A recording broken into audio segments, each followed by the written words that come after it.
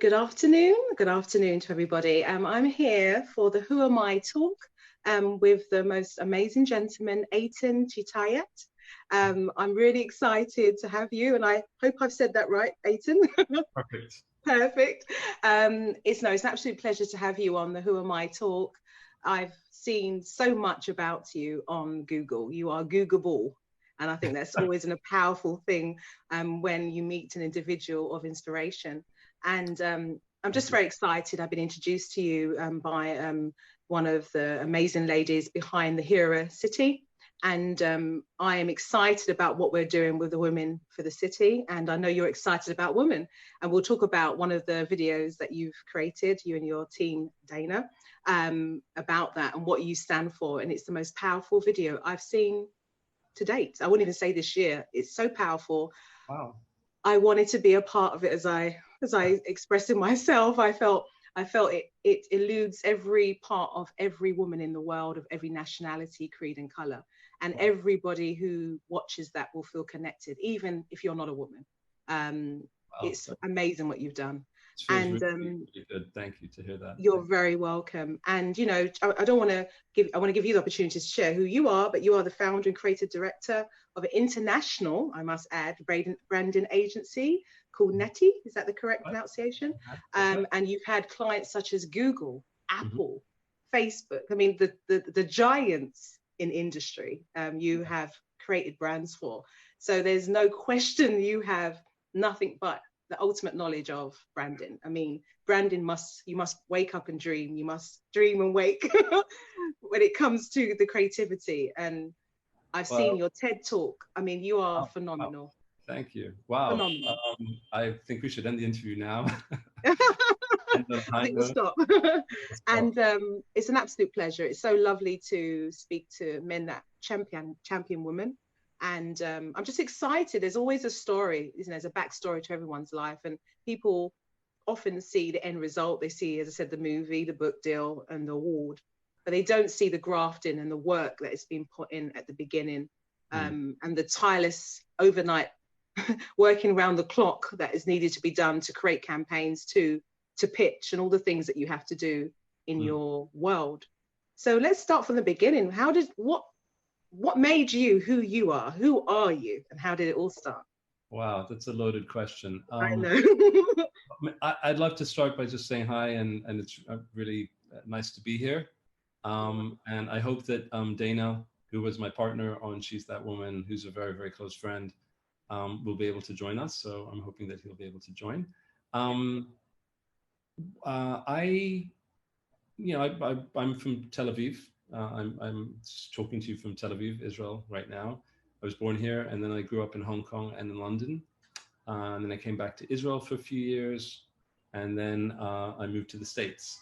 And I was in Boston for 6 years, New York for 6 years, and then I came back to Tel Aviv, and I've been here for around 12 now. So I've been around the world, and most of my branding, advertising career in the last over 20 years was in the States, partly in the States and partly in Israel. Professionally, I got my start after finishing a master's degree. I lucked out and I got a gig as a copywriter on probably at the time the most prestigious and awarded account in the world, which was Volkswagen. I was working at Arnold Worldwide. And there I was just very fortunate to have gotten the gig to begin with, but also to work with such incredible talent. And that was my school for advertising, but Volkswagen really was a very strong brand. So there was a lot of branding knowledge that I absorbed there. And Dana Satterwhite, he was working there too, and he and I just connected. He was a writer, and we worked a lot together. In many ways, he was a mentor of mine, and he's a writer, and we just became friends. And then from then, after quite a few years at Volkswagen, the Ogilvy and Mather, which is another big agency, brought me over from Boston to New York, where I was working on the American Express and DHL accounts. Wow. And I was there for a few years. And then I moved to BBDO, New York, which is a big agency. And I worked on the AT&T and Target account. And that was pretty amazing, working with David Blaine and Whoopi Goldberg and all sorts of fun projects. And then I came back, and I've been here almost 12 years now. I was the executive creative director of TBWA, which is the agency that has the Apple account. So I was the head of the digital agency here. And then I just, I left after a while, and I just wanted to do my own thing. And I started Natty. Yeah. And since then, like you said, we've worked with some very big brands. We didn't create the brands for Apple and Facebook and Google, yeah, but we did quite a bit of work with them, and a lot of other projects with companies that have gone on to succeed big time. Some who have kind of like faded away and disappeared. Mm-hmm. Pretty industry agnostic. So, working on perfumes for Yohji Yamamoto, or, very big corporations, robotic process automation companies, hotels, startups, high tech, med tech, B2B, B2C, all sorts of things. Yeah, and in that time, Dana, and I have just continued to be friends and collaborate as well. No, it's powerful. So literally across all industries, and sometimes I'm pretty sure a branding agency, sometimes they find a niche, but I can see that you can literally conceptualize everything. Once you understand what the brief is and understand what it is they're trying to put out there, you can dig deep. And do you find that there's a cross correlation? You see themes within branding? Do you see people are trying to do similar stuff but with their own brand? Do you feel that there's something happening, or do you feel that everybody wants to be unique and put out a message in their own way? I think that many times companies want to be like them. We want to do what they're doing, and the challenge that we give them is, well, you don't want to be like them, you want to be like you. And then you have to dig deep and find out what is special about you, what is different about you, your product, your organization, your service, and you can't fake it. I think you have to really commit to telling your truth and make sure that your truth is compelling enough, which sometimes means, that you got to have a taste of some humble pie, because in some cases there isn't something so unique about you. So, well, maybe there's something unique about your approach. Maybe there's something unique about your hunger. Maybe there's something unique about the makeup of your company. So you have to find the right thing. And then you have to make sure, it's different, it's true, and that whatever it is that you say, you're saying to the right people. So that's what we try and do. And I think that's the approach to good branding, I think, because branding is not to be anything other than being able to communicate really who you are, as opposed to just bullshitting people. And I think that a lot of I won't say a lot, but there are some agencies out there that you want to just get the job done. And at least and I'm speaking for myself, Natty, we're a small agency, and I don't want to grow the agency. I don't want to be some big agency. We're very small, because I want to stay close to the work. I'm never going to be rich doing this. It's not for the money, make a living, and that's great. But like, I want to deliver quality. So, so we very often kind of like turn clients away that we feel are not ready to commit to that process, or we don't get the feeling that they're ready, or, has to be a good match. But I think the common theme for us is really just like finding companies that we really like, or people behind the companies that we really like. There has to be a chemistry as well. Chemistry counts for a lot.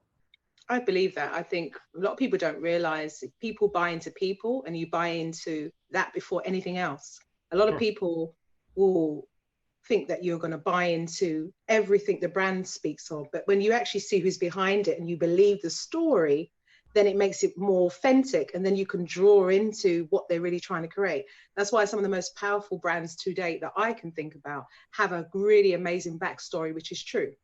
because people then buy into that story and they can connect with it and they think, wow, I feel like that too. And before you know it, the brand doesn't even need to do much because they've sold themselves and the true authenticity of who they are.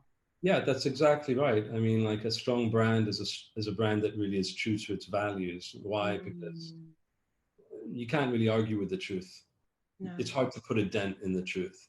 So if a company is really rebellious by nature because the people running it are rebellious by nature, then okay, well, that's who we are and that's what people can expect from us. Or if people are crazy meticulous and perfectionist and it's in their DNA at the very, very core, then those are the products that they're going to put out, and the right people who want that will respond to that brand. So yeah, there's a direct line in good branding. There should be a direct line from the very core to the output, and whether it's in the product, whether it's in a speech that either a founder gives or one of the employers gives, you know, it's like the values should come out, the personality should come out. No, I totally agree with that. I think that's really exciting. So then working with, obviously, such of the big brands that you mentioned, how scary. I'm trying to kind of give a comparison when I'm doing an audition or a stage performance. You've got to pitch to them, or it's going to be something that they will say, I'm going to choose you as an agency to deliver that message. What kind of work goes into that? How do you feel before that moment, or what happens? What's the scenario? There is no scenario. I usually get called. Oh, wow. Companies interested in doing branding. Typically, they've heard of us, which is always nice. Okay. Or someone has recommended us. And I don't do a hard sell. I mean, it's almost like we're interviewing them many times. Not because we're amazing or just because, again, we're small. I don't have to feed 50 people and pay for an office that has 4 stories. So we go in for a meeting and we listen. And we ask questions, and we are quite, you know, just like this, you know, we're human about it. There's no bells and whistles with Natty, at least with my agency. It's just like, really nice. We just talk to each other. So sure, sometimes we show work, you know, we show a presentation, but I really, and I'm very honest about this with potential clients, I would rather talk than show our work. You know, the work that we have in our presentation is very similar to the work that you can see on the website. That's right. But it's what you said at the beginning, which is the chemistry. You should be able to feel, you know, if the chemistry is there, then hopefully the work that we've done speaks for itself. So we don't pitch. I mean, we don't pitch. I mean, the only time I've ever pitched, actually, no, I don't think at Natty. No, we've never pitched. We've never ever pitched. Amazing. So you're literally, that's amazing. That you don't need to introduce yourself. You walk into a room and they know. If what I mean by that is because of the credibility, the experience, the connections, and what people know of you, they will track you down and go, I know you do this type of thing. I know you deliver. And they almost go on that direction, which is amazing. That's still a great thing. It sounds, the way that you said it sounds, but sometimes it's just because we don't, not because we're walking in and we're like the reputation. Sometimes just like, you know, they've heard of Natty. You know, I'm in Tel Aviv. It's a small city, and we do have a good reputation, and also internationally because I've got international work under our belt. But it's not because we're super crazy amazing, and you know, we're walking, they're like, woohoo! You know, it's not like that. We just go in and we're just like we're ourselves, and I think that's. It's what you feel comfortable with, and I feel comfortable with that. I mean, there are agencies that maybe feel more comfortable going in and bells and whistles and they bring 7 people, and sometimes it's just me. I just go in and I talk, and I think that is our brand because that's kind of like who I am, and you know, it's my agency. So but yeah. No, I like that. As I said, that authenticity is in every facet of your business. So there's a normalization is the word. It's that individualistic, it's the connection that you can have with somebody before anything else. and then the work starts. And I think a lot of people do it the other way around. So it's interesting to hear that they've got the noise, the whistles, and what we am, and the bads, and all the flashing lights. But actually, the person who's behind it, can you connect with them? Apple did that. That's what I found with the founder. You connected with him before anything else, and you just believed him. So then you believed everything else that came with it, and you just wanted to follow and connect. And you've got that. You've got that stamp. You've got that superpower that you, and I know it's hard for you to hear the humble. Interview again now. When you say Steve Jobs and Apple, and you say we've got that, then I'm like, you have, and we're going to talk about all the other things so people understand what I mean by that. We're now going to talk about, you've done a TED Talk. Yeah. That had TED Talks that had 10 million views. I mean, come on, talk to me about this. Talk to me how that happened. You're very humble, and I love that. But the world needs to know how amazing you are and what you've been doing and putting out there. You're very kind. I thank you. I made a film called I Met You, and around 5 or 6 years ago, and that's the film that went viral with around 10 million views on various social platforms. And it's about, in short, it's a 6-minute film directed at my Jewish global community, talking about that we should be proud of our heritage in a time when it was written, and unfortunately today still, and unfortunately for a lot of our history, when there's a lot of anti-Semitism that we're feeling, and a lot of feeling very attacked on all sorts of levels, that it was really at its height when I wrote that. So that's the film that went viral, and then I was invited to Switzerland to do a TEDx talk about it, which I did. Wow. I mean, it's just something that I wanted to say for a very long time, and when I finally just sat down and wrote it, it kind of took me by surprise as well. And all of a sudden these words appeared on a page, and I was like, wow, that's kind of like what I've always wanted to say. And from that point, I realized that I should translate it into a visual format and create some type of a piece, which I did with my nephew, Adam, who edited it for me, who did a fantastic job. And actually Dana, I was stuck with the music, and at the very last minute, I just said, I wish, and he was like, well, maybe I can help you. And he just like, bing, he just put this track on it, because he's insanely talented like that. And he did the music. So that's the piece that went viral. And yeah, I did a TED Talk about it, which was kind of challenging. I was very resistant to do the TED Talk, because it had been a few years since the film had gone viral, and it's a very personal film, and very hard to talk about. It's one thing to make the film, it's another thing to talk about why you made it. Yes. So, but I'm very happy that I did it. And then it kind of was the first chapter, and the second chapter is this film now, which is about women. Yes. Same 5 or 6 years later, but follows a similar format, but from a different place. And let's talk about this. I spoke about that at the beginning. I have to take a deep breath before I. She's. I can't even say it. You tell me. That piece is so powerful. That piece that you done for us as women is so powerful. She's what woman? She's that woman. She's that woman. That's right. Yeah. And that piece is so powerful that what made you even come up with it? What happened? Did something happen? Did you see what's happening with the women and the Me Too movement, and we're not getting the love and the respect we deserve? What triggered you to create such a phenomenal piece of diversity, inclusion, all races, all creeds, all types of women? I mean, I saw every type of woman on there. And as I stopped, I paused, there was another woman. It was just, you got everybody in that short, you got everybody in there. What made you do it? Wow, it's hard to talk about this without Dana, but I'll try and represent Dana as well. So there's the spiritual, emotive inspiration, and then there's the combined with the way that it actually happened in reality.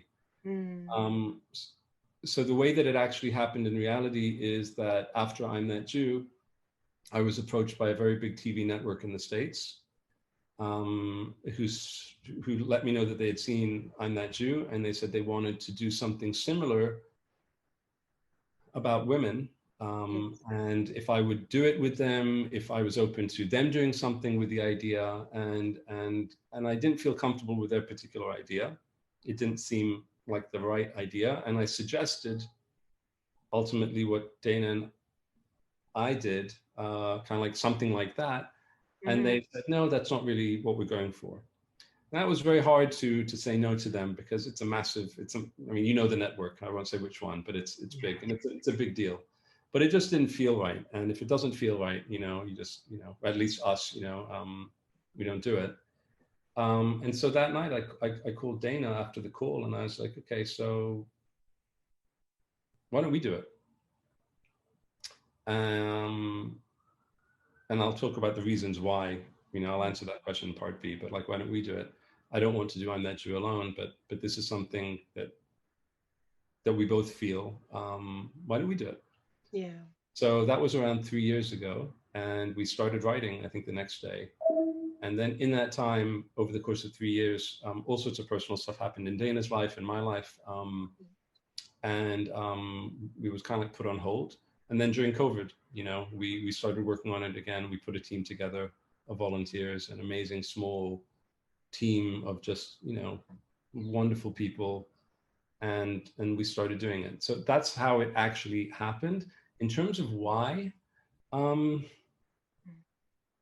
it's going to sound cliche, but like, why not? It's just one of those things that we feel and we felt, and it's not the only thing we feel. I mean, I'm Jewish, I'm That Jew, and there are other things that we can do and probably will, but this particular thing is just something that we feel. And it wasn't because of the Me Too movement. I mean, I don't know why. I just think living in this world, just let's celebrate something that we feel good about. So that's what when we did it, because we can, because we know how to do what we do, and we felt inspired by it, by the idea itself. I mean, you have to be inspired to do a piece like this, because it's a lot of work, and that's, I think we just have a lot of love and respect and admiration to you, without it sounding like weird and weird. No, I think it's amazing. It's so beautiful when men champion women and champion them in that type of context. That's the thing. I mean, like, I'm hearing it now a lot from women, obviously, because we're getting a lot of happiness back, and it kind of blows my mind that it's even a conversation, really. Do you know what I mean? I mean, like, there's shitty women out there too. I mean, it's not like every woman is amazing. And like, figuratively speaking, I think that you guys should get a bit more credit, just for everything. Yeah. And it's not something shocking to me to say that. Interesting. We had a woman that reached out to us and said, even someone on our team, it's like, you put us into a group of women, and not all women are amazing, and no, of course not literally, but figuratively, I think so. I mean, I do, Dana does, so we did it. That's amazing. You just did it. You felt it, as I said, that authenticity. You felt at that moment, we're going to do this, and you then allowed your creativity to shine, and the music was powerful. There's a story behind that, which is just wow. Beautiful to talk about. The music is a beautiful story. Beautiful story. And talk to me about it, because wow. So it gets more wow. Well, for me, So I'm a huge Prince fan, always have been, and Prince's band, The Revolution, is when I started getting to know Prince. Mm-hmm.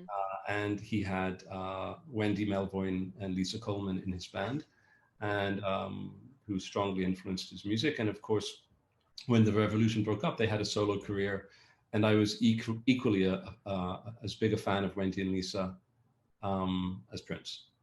It's not that they're just like, oh, they're Prince's musicians. They are phenomenal in their own right. Very, very talented female musicians who have a very impressive career with their own solo career, but also they compose TV shows, they compose films.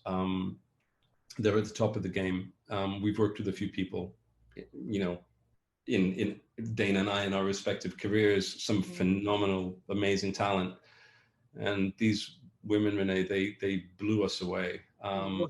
So the idea is that I've been connected.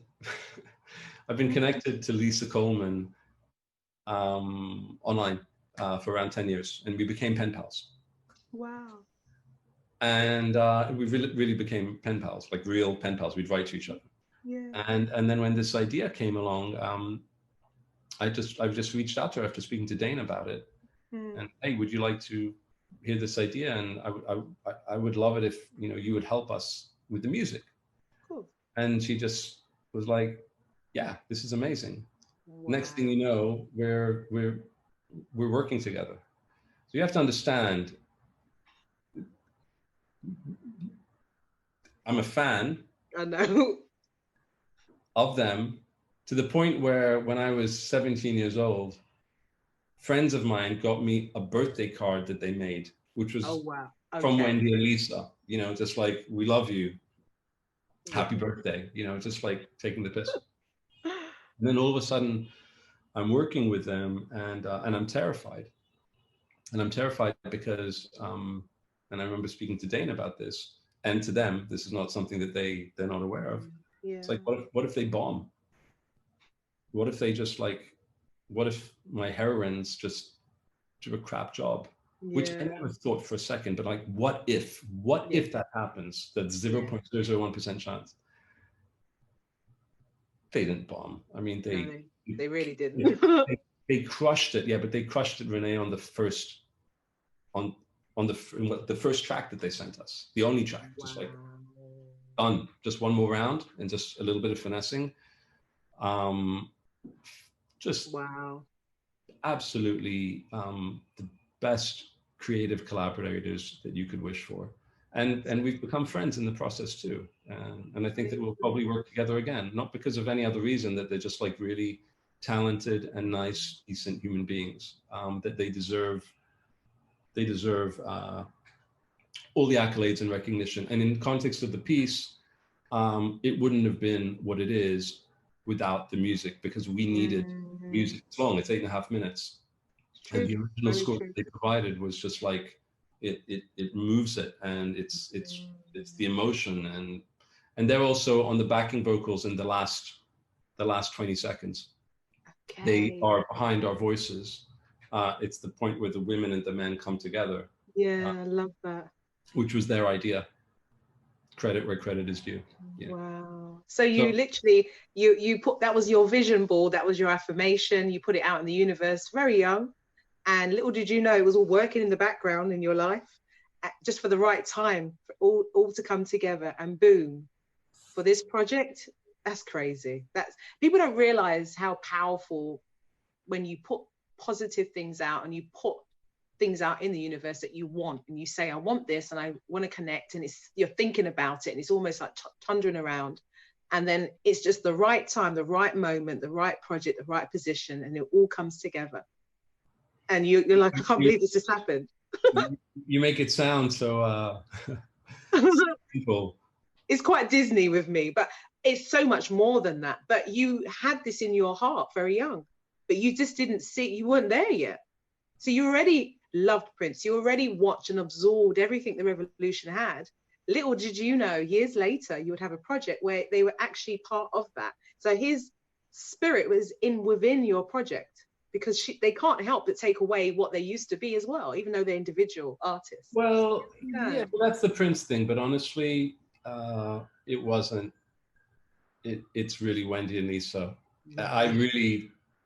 Well, that's what I'm saying. It's just there's amazing. Prince, and there's Prince over here and there's Wendy and Lisa who are just their own thing, and they have been blowing me away with their music for decades.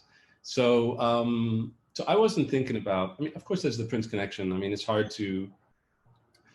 But not at all, you know. I was like, when I speak to them, I don't, you know, I'm not thinking too much about him. I'm just like, I'm just overwhelmed with gratitude for these two women who you think, and again, this is me, and Dana also loves them. But for me, it's 35 years of music that they've given me. Wow. Of the world. I mean, but from a selfish perspective, like I'm on my headphones and I'm listening to Lolly Lolly, or I'm listening to Bowl of the Cherries, you know, like hundreds of times I've heard those songs and they've picked me up when I'm down, or they've invigorated me when I want to get some energy out, or, you know, when I'm blue. How do you give back to that? So they're brilliant. They're brilliant. Brilliant. I don't know about the whole universe thing and the way the universe works. I believe in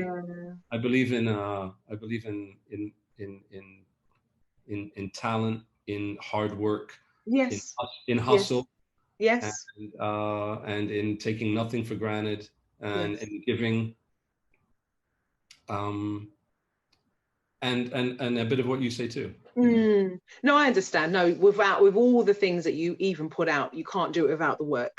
You can ask for things all day, but the grafting and the consistency and the good spirit and the confidence and the integrity, because I'm a strong believer of that too, and positioning, then it all comes together. But you know, it's the belief system, isn't it? It's the believing in what you are and believing in you said, I've worked with all these people, I'm going to go on my own, and you believed in it. And the belief in it has kept you going, and all the people you've connected with in that process has been powerful to create what you've created.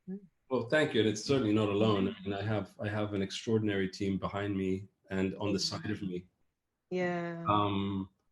Whether it's Natty or any of these projects that I'm involved in, I mean, I know how to get things done. I think that's one of my strengths. I'm a creative person, but I also know how to make and get it done. I think a lot of times you can falter after you've kind of like, well, this idea is, I'm like, well, get it out, put it down, and then push it. So that's where I'm very, very strong. There are infinitely more talented. I mean, Dana, he's not on the call, but no, I saw he looks wow. The guy. I think he's in another spectrum. Guy's amazing. I mean, Dana's amazing. He's amazing. He's amazing, and he's an amazing human being, and he's super humble, which I hate because he's so goddamn talented. But but yeah, I mean, so I think it's a lot of hustle, and it's a lot of grind, and I mean, it sounds good. You believe in yourself and everything, but you know how it is. You know, do I? I know. I do this, and you know, the self-doubt and the thing that we all have, or the mommy thing that we all have. But it's hard work. You're completely correct. No, I think I saw people see, as I said, the end result, but they don't realize the work and the disappointment you have, because not everything goes to plan. And I've had projects and they haven't worked out, but it's how you deal with that and how you learn from it is really important, isn't it? Sure. An entrepreneur, what would you say to people who want to go down your direction? You know, having such over 25 odd years of experience, you went on your own, and that was a massive step. That took belief, that took a lot of hard work and grafting all around it. What would you say to them if they wanted to make that step themselves and go on their own? It's a big leap of faith, isn't it? But what would you say? Any advice to them?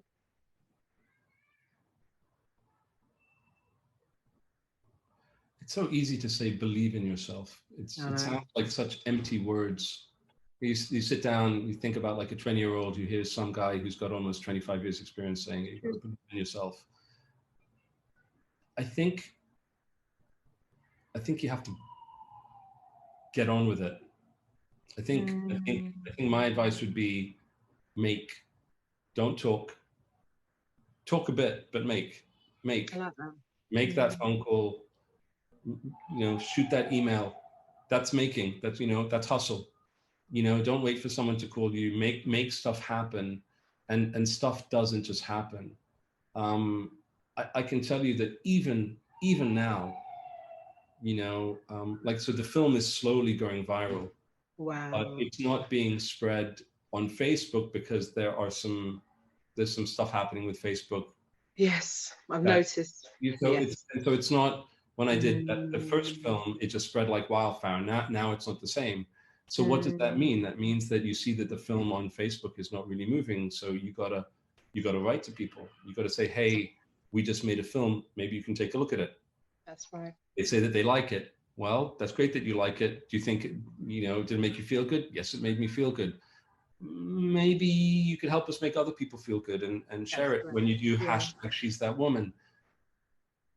Hundreds of thousands of messages like that of writing to people. And that's what I call making. You make it happen by sweat and persistence. It's not about, I think that it's not enough to be good and to have talent.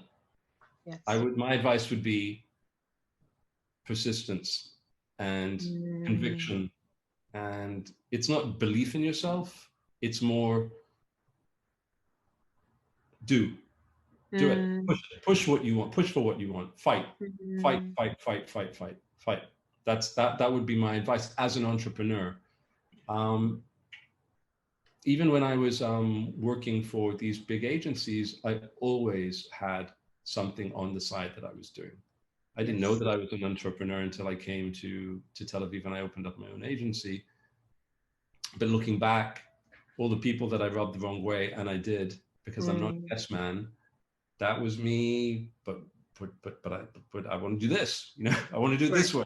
That's correct. So if you're going to be an entrepreneur, do it your way, but do. Make, produce. I like that. Yeah. To do, write that song, write it. Yeah. Stop talking You're about right. it. You're right. A lot of people, I think it's fear, isn't it? Fear is a lot of the blocks in everyone's direction. And some people don't want to get it wrong, but sometimes getting it wrong is actually what gets you right. Loads of people that have made mistakes is what they've learned, and they've been able to share that. Some of the best books are showing you a journey of things that went good and things that went bad. You couldn't just have a life full of happiness and completely prosperity and all going well, because what do you learn? How do you actually grow?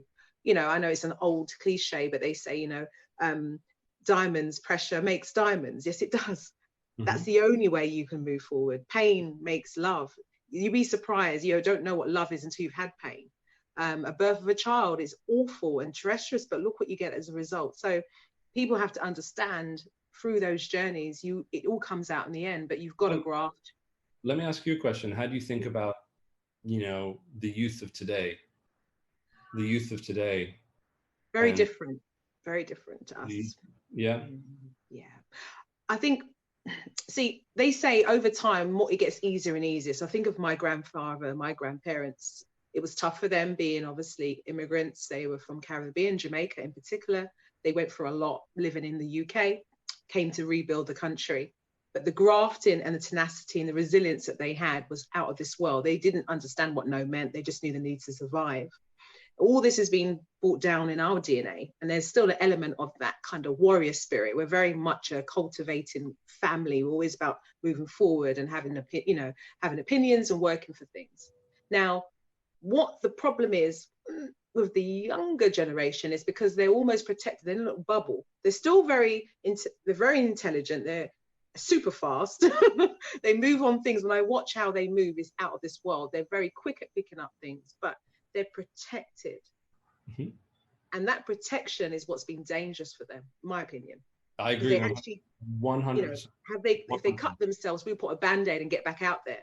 But they will cut themselves, put a band-aid and go, oh, I think I'm going to stay home now because we protected them. And that's been it's not our fault, because it's just a generation of what's being made, but it's done them a disservice. And I don't want to offend them, but I really believe that. I think that resilience and that is actually what makes you so powerful. If you're just protected. I couldn't agree more. I couldn't agree more. Yep. And I actually do think it's our fault. I think that Yep. that more people like you, like me, anyone, I want to hear that from more people. I want to hear that from people. I'm tired of the sugarcoating and the overprotection, not because I want to make life more of a misery for people, but because resilience and get through it.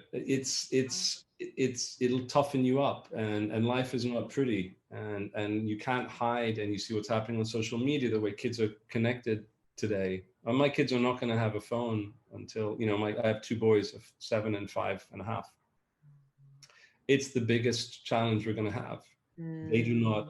They're not allowed to touch a phone, because you open that door, then there's social media, then there's communicating on social media, then there's not saying things to people in their face because you don't know how. That's correct. We're trying to, and it's all connected. It's all connected. So I'm very judgmental. I'm very judgmental. I see another viral film. Oh, if you're not creating it, I've written an article about interesting. About smartphone addiction. And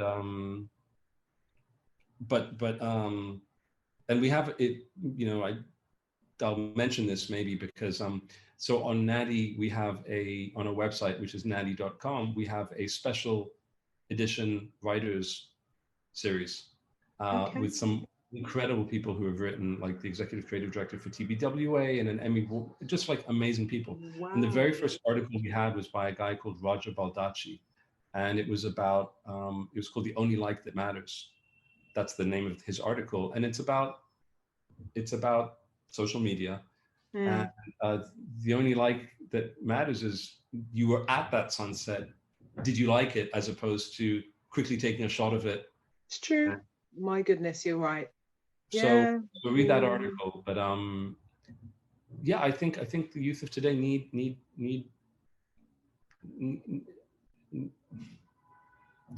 need a little bit of unprotecting. It's not gonna hurt them. It's gonna make things better for them ultimately, I think. I love that. It is exactly that, because that's what shaped, I think, of my journey from childhood to adulthood, and all the isms and ebbs and flows made me who I am. And I'm not upset about any of them, because I can see things. It actually maps out. It gives you the compass to see things. You get to see different personalities. I'm sure you've been in environments before and you've met that person before, and you're like, oh, I know who that is. I know that personality type. I know how to navigate, and maybe good or bad, because I think, oh, that's not really my type of person, or actually I've met you before and you're grand, because they're eluding certain personality types that I've seen before, good or bad. And if I didn't have the experience, I wouldn't have seen it. If I didn't have a good or bad experience, or mainly a bad one, I wouldn't have recognized it. So it actually creates a compass for you, and a resilience that if things do go bad, you just know how to pick yourself back up. They say if you've been heartbroken, you know that it's only a temporary measure. If I'm speaking to somebody and I tell them, you know what, it's going to get better. You will wake up one day and feel okay. But if you haven't had that experience, you're never going to understand it. But I know it's not easy when you go through it, but I know that there will be light at the end of all of this. Eventually, my heart will mend and I will find love again. Sure. But if you don't know that, you just think, that's it, I'm here and I'm never going to. And I say this with all the respect. It's where, and I can't answer for everyone because everyone has different ways of dealing, but that has a lot to do with the youth mental health situation. Has a lot to do with, because they're protected. So if you're not knowing how to deal with certain situations and having that resilience, it is then harder to deal with mentally. Do you understand? Sure. Because I'm pretty sure you can think of many occasions in your life where you could have let go and not been able to pick yourself back up, but you had to. The resilience in you gave you that mental strength and physical strength to move forward. That's what I think. That's my opinion. Yeah, I agree. I feel somehow that the bar for suffering is much higher. Like you're not allowed to suffer, and I think suffering is, suffering is part of life, and Prince, I remember one of the quotes. He was like, someone mentioned to him, wow, you play so well. How do you do it so effortlessly? You play guitar. And he goes, that's because I played for 10 hours straight until my fingers bleed. Wow. Yeah. And it's the same thing with anything in life and creativity. I mean, for She's That Woman, we had 3,000 women, a list of 3,000 women. I think we must have had, and you have to find those women. Then you have to, for each woman that we picked, it's not just the one clip that you see for 1.5 seconds. It's like we had to find 10 clips of that one woman and choose the best one. And that's all not suffering negatively, but that's the sweat, that's the work. I think it does it. I think that it's connected to quality as well. Eventually, the youth of today, you work harder, you can also improve all sorts of things: quality of life, quality of work, quality of relationships. So yeah, interesting. It's very interesting. And why I'm really impressed by what you and Dana represent is your championship for women. I think it's so important. I know you just said why not, but it is so important that people like yourselves do these things, show people how special, because as you know, across the world, I'm very privileged to be in the Western world, but in other parts of the world, there's people who are less privileged, much less privileged than myself, don't have the opportunities that I have, education, basics, housing, food, and all these images that they see, they can relate to, and it inspires them to want to be better and know that they can be.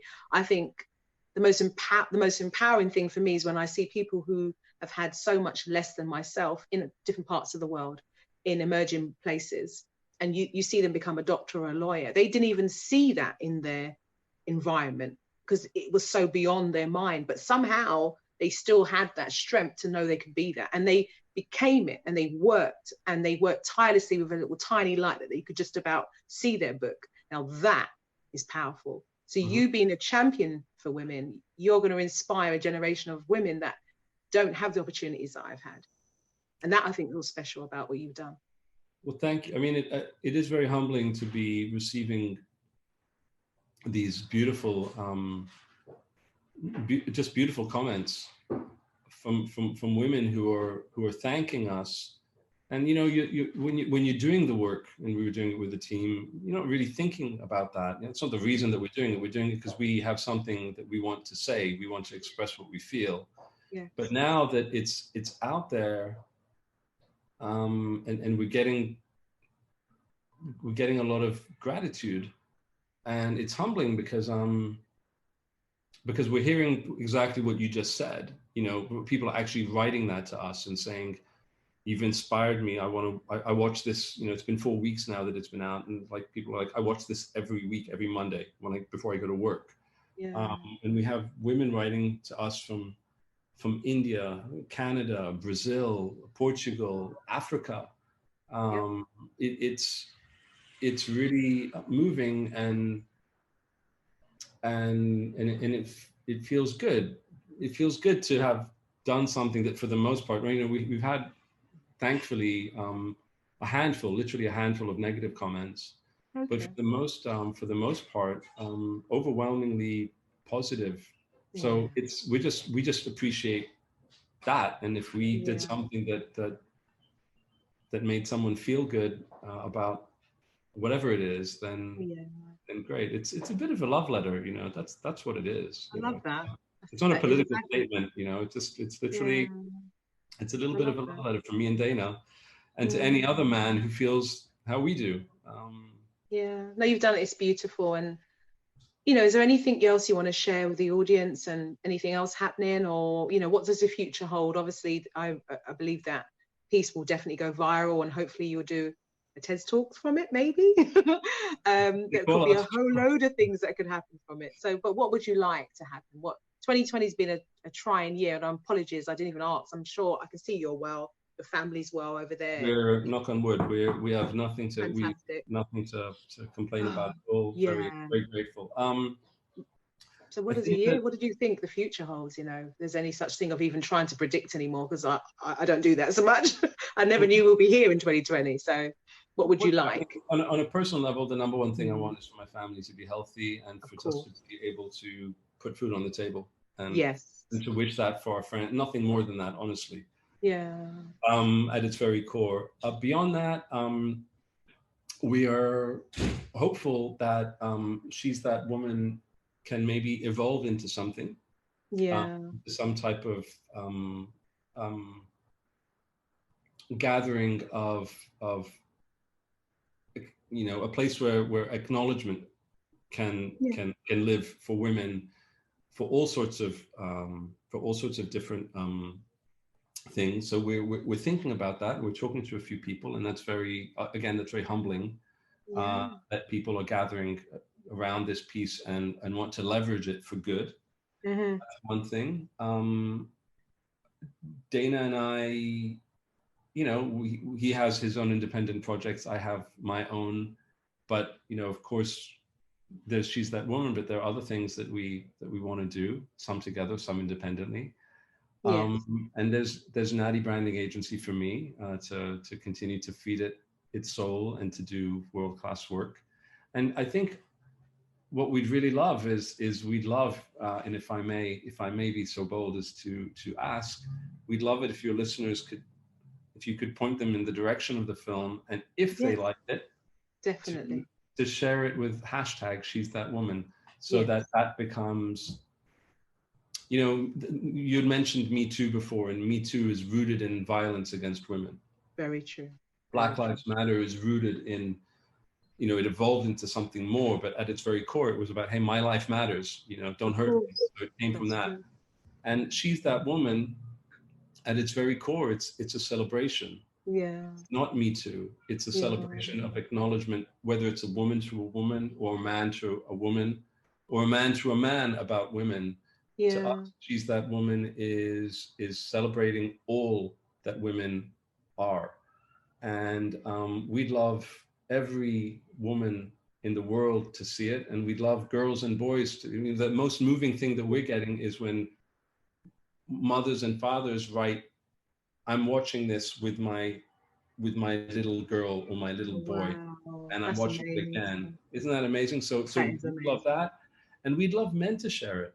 I mean, we if that's something that I want for 2021, just like I wish men would watch it and share it, because I wasn't expecting the type of response that we're getting, which is women saying, thank you for saying that. So if we were able to express something that you might feel too but don't know how to, then that would make us happy. But health for everyone. No, you're completely correct. I think everything went out the window, clothes, your bags, makeup, hairstyles, and we just realized we need to eat well, we need to exercise and make sure our health is high. And that was it.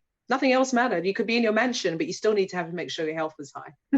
Wherever you are, make sure our health. And I think we all took it for granted. We burn our candles, but the most important thing is what we have here is in protecting this beautiful vehicle that we have, you carry around us all the time.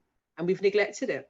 So I think a lot of people have dug deep and really started looking at who they are and what they are and looking after their being, because that's the most important thing, because you can't function without it. And this year has shown us how important health is more than ever. And I think also, I 100% agree. And also think that healthier and healthier, that you are able to put good into the world. I mean, and you don't need to be creative to do it. You can, with COVID here in Tel Aviv, when people lost businesses, they lost their livelihood, then we didn't. So we can help. So that's one way of helping. There's volunteering for things. There's creating music. There's creating, like as you do, there's creating music. There's creating. I think not on a personal level, but on an idealistic level, I hope that 2021 brings people coming together more. Yes. And people being kinder to one another. And I'm not a kumbaya type of person. I can be very cynical, but I do believe that that we could all listen a little bit more to those people that we don't agree with on the other side of the aisle. And you brought this up with She's That Woman. We brought everyone in there. It's completely bipartisan, and that was very hard to do, because we wanted to let's unify around things. But you can do that in everything. We could all listen more. So I hope 2021 is about listening more and accepting more, and just more kindness. Yeah, no, I'm 100% agree with you. Kindness is important. I think we were so busy living our lives and we forgot about community and just checking on our neighbors and seeing how people are. And this season has made people go shopping for each other, which is beautiful. And are you okay? You know, just a question like that. Yeah, I agree. Just be kind to one another, you know. Definitely. That would be nice. Yeah, it would be. Well, it's been an absolute pleasure having a chat with you. You're very inspiring. Pleasure's mine, and so are you. Thank you. And keep, you know, just putting out great content. I will definitely share with my audience. They're amazing. I mean, loads of people, I can think of all the people I know that would definitely share, because I think they'll be so empowered by it, you know, that they're being recognized. I think we have conversations as ladies, as we do, and a lot of us do have insecurities about being good enough. That's one of our big things that we always say. We are good enough. I am good enough. I'm a mother, I'm a wife, I'm a girlfriend, or whatever. And we've got so many different hats that we wear. So I feel as women watching that, they will feel a sense of peace and happiness. Definitely. We see it and we hear it as we wrote, and we could say it a bit more, you know. Yeah. I think we could. But definitely. You know, I'm glad that it made you feel that way. And on behalf of Dana and myself and Wendy and Lisa and Adam and Masha and Maya and Dana and Dina and Kristen and Uri, everyone Shelley who worked on the film, because it was a team effort, you know, we're just so grateful that it's resonating. So thank you. And hashtag She's That Woman. I will, definitely. And I definitely hope to see you soon when the world opens back up. I think everyone's going to be gathering in different places. And if you do come to London, please let me know. I'd definitely love to connect with you. I would love that. Thank you, Renee. It's an absolute pleasure. And thank you so much. You're very welcome. And you take care. God bless you and your family. And be safe in this time too. Ditto. Okay. Take care. Bye. Bye.